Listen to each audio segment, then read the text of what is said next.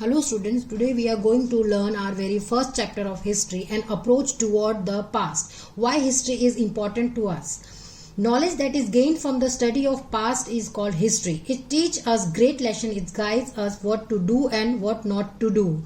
History also informed us about our rich past, how people lived, what they ate, what they were, and what type of houses they built. The people who describe the past are known as historians.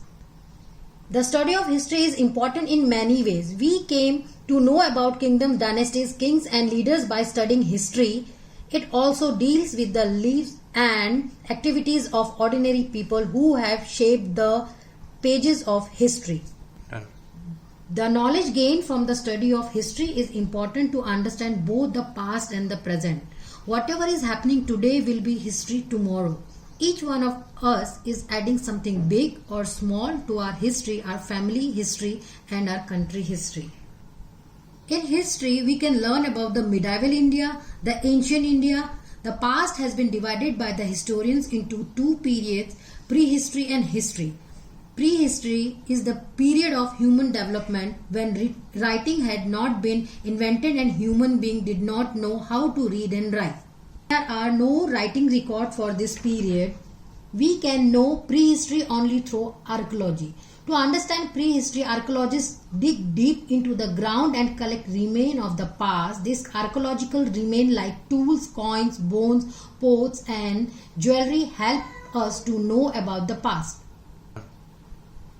The another period is history. It is the period for which written records are available. This covered the time period after the invention of writing.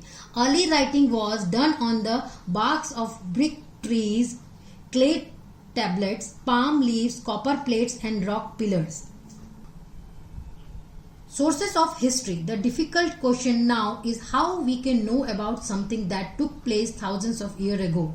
A very simple answer to this difficult question is that we learn about the past from the remain which people of this period have left behind. By studying this remain, archaeologists and historians tell us what might have happened in the past. So there is two sources of the history, that archaeological source and the literary source. Here in this picture you can see some of the sources of the history.